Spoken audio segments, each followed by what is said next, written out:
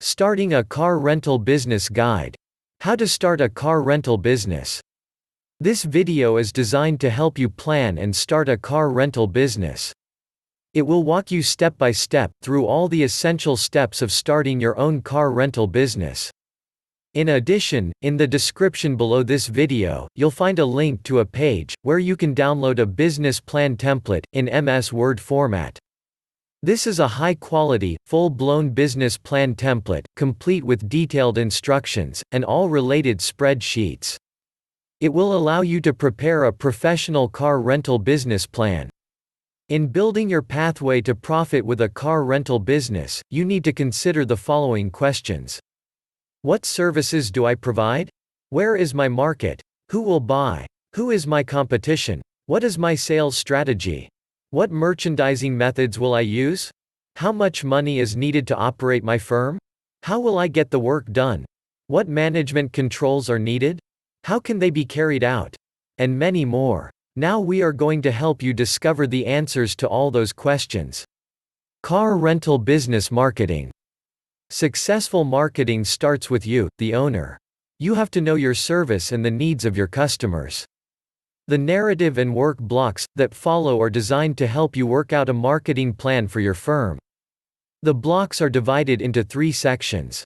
1. Determining the sales potential. 2. Attracting customers. And 3. Selling to customers. Determining the sales potential. In the service business, your sales potential will depend on the area you serve. That is, how many customers in this area will need your services? Will your customers be industrial, commercial, consumer, or all of these? When picking a site to locate your business, consider the nature of your service. If you pick up and deliver, you will want a site where the travel time will be low, and you may want to install a communication dispatch system. Or, if the customer must come to your place of business, the site must be conveniently located and easy to find. You must pick the site that offers the best possibilities of being profitable. The following questions will help you think through this problem. In selecting an area to serve, consider the following. Population and its growth potential. Income, age, occupation of population.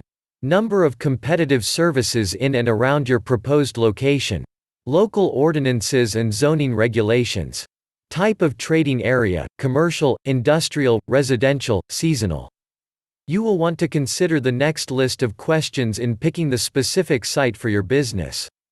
Will the customer come to your place of business? How much space do you need? Will you want to expand later on? Do you need any special features required in lighting, heating, ventilation? Is parking available? Is public transportation available? Will you pick up and deliver? Will travel time be excessive? Will you prorate travel time to service call? Would a location close to an expressway or main artery cut down on travel time? If you choose a remote location, will savings in rent offset the inconvenience? If you choose a remote location, will you have to pay as much as you save in rent for advertising to make your service known? If you choose a remote location, will the customer be able to readily locate your business? Will the supply of labor be adequate and the necessary skills available? What are the zoning regulations of the area? Will there be adequate fire and police protection? Will crime insurance be needed and be available at a reasonable rate? Is the area in which you plan to locate supported by a strong economic base? For example, are nearby industries working full-time? Only part-time? Did any industries go out of business in the past several months? Are new industries scheduled to open in the next several months? Once you consider a specific location, you will need to take in account the following. If you will build, what are the terms of the loan or mortgage? What are the terms of the lease? Is the building attractive? In good repair? Will it need remodeling? Cost of remodeling? What services does the landlord provide? What is the competition in the area you have picked? The number of firms that handle my service. Does the area appear to be saturated? How many of these firms look prosperous? Do they have any apparent advantages over you? How many look as though they're barely getting by? How many similar services went out of business in the area last year? Can you find out why they failed? How many new services opened up in the last year? How much do your competitors charge for your service? Which firm or firms in the area will be your biggest competition? Now, take the time to write down the answers and reasons for your opinions to the above questions. Attracting customers. When you have a location in mind, you should work through another aspect of marketing. How will you attract customers to your business? How will you pull customers away from your competition? It is working with this aspect of marketing that many service firms find competitive advantages. The ideas which they develop are as good and often better than those which large companies develop with hired brains. The work blocks that follow are designed to help you think about image, pricing, customer service policies, and advertising. Image. Whether you like it or not, your service business is going to have an image. The way people think of your firm will be influenced by the way you conduct your business. If people come to your place of business for your service, the cleanliness of the floors, the manner in which they are treated, and the quality of your work will help form your image. If you take your service to the customer, the conduct of your employees will influence your image. Pleasant, prompt, courteous service before and after the sale will help make satisfied customers your best form of advertising. Thus, you can control your image, whatever image you seek to develop. It should be concrete enough to promote in your advertising. For example, service with a smile is an often used image. Pricing. In setting prices for your service, there are 4 main elements you must consider. 1. Materials and supplies. 2. Labor and operating expenses. 3. Planned profit. And 4. Competition. Further along in this video you will have the opportunity to figure out the specifics of materials, supplies, labor, and operating expenses. From there, you may want the assistance of your accountant in developing a price structure that will not only be fair to the customer, but also fair to yourself. This means that not only must you cover all expenses, but also allow enough margin to pay yourself a salary. One other thing to consider. Will you offer credit? Most businesses accept credit card payments. These credit costs have to come from somewhere. Plan for them. Can you add to your prices to absorb this cost? And, of course, your prices must be competitive. You've already found out your competitors' prices. Keep these in mind when you are working with your accountant. If you will not be able to make an adequate return, now is the time to find out. Customer service policies. Customers expect certain services or conveniences. For example, parking. These services may be free to the customer, but not to you. If you do provide parking, you either pay for your own lot or pick up your part of the cost of a lot which you share with other businesses. Since these conveniences will be an expense, plan for them. Advertising. In this section on attracting customers, advertising was saved until last, because you have to have something to say before advertising can be effective. When you have an image, price range, and customers' services, you are ready to tell prospective customers why they should use your services. When the money you can spend on advertising is limited, it is vital that your advertising be on target. Before you can think about how much money you can afford for advertising, take time to determine what jobs you want advertising to do for your business. Consider the following questions. How my business is different from my competition. What my advertising should tell customers and prospective customers about my business and services.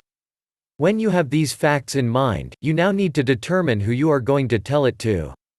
Your advertising needs to be aimed at a target audience. Those people who are most likely to use your services. Take the time to describe your customers in terms of age, sex, occupation, and whatever else is necessary depending on the nature of your business. Now you are ready to think about the form your advertising should take and its cost. You are looking for the most effective means to tell your story to those most likely to use your service. Ask the local media, online ads, newspapers, radio and television, and the printers of direct mail pieces for information about the services and the results they offer for your money. How you spend advertising money is your decision, but don't fall into the trap that snares many advertisers. As one consultant describes this pitfall, "It is amazing the way many managers consider themselves experts on advertising copy and media selection, without any experience in these areas. You should allocate an advertising budget for the next 12 months. Your task in determining comes down to, how much can I afford to spend and still do the job that needs to be done?" Selling to customers. To complete your work on marketing, you need to think about what you want to happen after you get a customer. Your goal is to provide your service, satisfy customers, and put money into the cash register. One-time customers can't do the job. You need repeat customers to build a profitable annual sales volume. When someone returns for your service, it is probably because he was satisfied by his previous experience.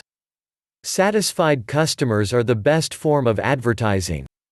If you previously decided to work only for cash, take a hard look at your decision. Customers like to buy on credit. Often a credit card, or other system of credit and collections, is needed to attract and hold customers. Fixtures and equipment. No matter whether or not customers will come to your place of business, there will be certain equipment and furniture you will need in your place of business, which will allow you to perform your service. Take the time to list that equipment and its cost. Parts and material. You will probably need some kind of parts or material to provide your service. Take the time to list them and their cost to you. Before you make any supply arrangements, examine the supplier's obsolescence policy. This can be a vital factor in service parts purchasing. You also look at the supplier's warranty policy. Now that you have determined the parts and materials you'll need, you should think about the type of stock control system you'll use. A stock control system should enable you to determine what needs to be ordered on the basis of 1. What is on hand? 2. What is on order? 3. What has been used? Overhead. Take the time to list the overhead items which will be needed. Examples are rent, utilities, office help, insurance, interest, telephone, postage, accountant, payroll taxes, and licenses, or other local taxes. If you plan to hire others to help you manage, their salaries should be listed as overhead. Getting the work done. An important step in setting up your business is to find and hire capable employees. Then you must train them to work together to get the job done. Obviously, organization is needed if your business is to produce what you expect it to produce, namely profits. Organization is essential because you as the owner cannot do all the work. As your organization grows, you have to delegate work, responsibility, and authority. A helpful tool in getting this done is the organization chart. It shows at a glance who is responsible for the major activities of a business. As an additional aid in determining both what needs to be done and who will do it, list each activity that is involved in your business. Next to the activity, indicate who will do it. You may do this by name or some other designation, such as worker number 1. Remember that a name may appear more than once. Put your plan into dollars. At this point, take some time to think about what your business plan means in terms of dollars. This section is designed to help you put your plan into dollars. The first question concerns the source of dollars. After your initial capital investment, the major source of money is the sale of your services. What dollar volume of business do you expect to do in the next 12 months? Expenses. In connection with your annual dollar volume of business, you need to think about expenses. If, for example, you plan to do $100,000 in business, what will it cost you to do this amount of servicing? And even more important, what will be left over as profit at the end of the year? Never lose sight of the fact that profit is your pay. Even if you pay yourself a salary for living expenses, your business must make a profit if it is to continue year after year, and pay back the money you invested in it. Whether you have the funds, savings, or borrow them, your new business will have to pay back these startup costs. Keep this fact in mind as you work on the expenses section, and on other financial aspects of your plan. Is additional money needed? Suppose at this point you have determined that your business plan needs more money than can be generated by sales. What do you do? What you do depends on the situation. For example, the need may be for bank credit to tide your business over during the lean months. This loan can be repaid during the fat sales months when expenses are far less than sales. Adequate working capital is necessary for success and survival. Whether an owner seeks to borrow money for only a month or so, or on a long-term basis, the lender needs to know whether the business financial position is strong or weak. Your lender will ask to see a current balance sheet. Control and feedback. To make your plan work, you will need feedback. For example, the year-end profit and loss statement shows whether your business made a profit or loss for the past 12 months. But you can't wait 12 months for the score. To keep your plan on target, you need readings at frequent intervals. A profit and loss statement at the end of each month, or at the end of each quarter, is one type of frequent feedback. However, the income statement or profit and loss statement, P&L, may be more of a loss than a profit statement if you rely only on it. You must set up management controls which will help you to ensure that the right things are being done from day to day, and from week to week. In a new business, the record-keeping system should be set up before your business opens. After you're in business is too late. For one thing, you may be too busy to give a record-keeping system the proper attention. The control system which you set up should give you information about stock, sales, and disbursement. The simpler the system, the better. Its purpose is to give you current information. You are after facts with emphasis on trouble spots. Outside advisors, such as an accountant, can be helpful. Stock control. The purpose of controlling parts and materials inventory is to provide maximum service to your customers, and to see that parts and materials are not lost through pilferage, shrinkage, errors, or waste. Your aim should be to achieve a high turnover on your inventory. The fewer dollars you tie up in inventory, the better. In a business, inventory control helps the owner to offer customers efficient service. The control system should enable you to determine what needs to be ordered on the basis of 1. What is on hand, 2. What is on order, and 3. What has been used. In setting up inventory controls, keep in mind that the cost of the inventory is not your only cost. You will also have costs such as the cost of purchasing, the cost of keeping control records, and the cost of receiving and storing your inventory. Sales. In a small business, sales slips and cash register tapes give the owner feedback at the end of each day. To keep on top of sales, you will need answers to questions such as: how many sales were made? What was the dollar amount? What credit terms were given to customers? Disbursements. Your controls should also give you information about the dollars your company pays out. In checking on your bills, you do want to know what major items, such as paying bills on time to get the supplier's discount, are being handled according to your policies. Your review system will also give you the opportunity to make judgments on the use of funds. In this manner, you can be on top of emergencies as well as routine situations.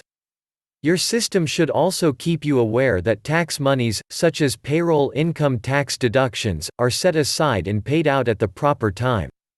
Break-even. Break-even analysis is a management control device, because the break-even point shows how much you must sell under given conditions in order to just cover your costs with no profit and no loss. Profit depends on sales volume, selling price, and costs.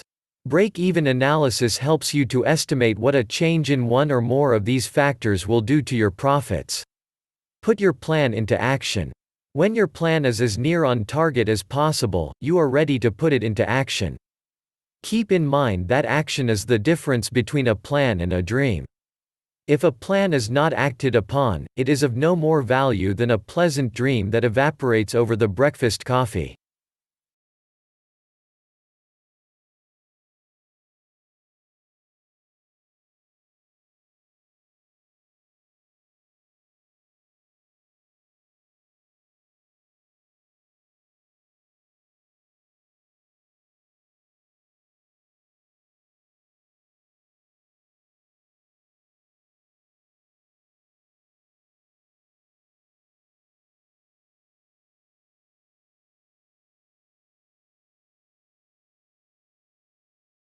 Thank you for watching.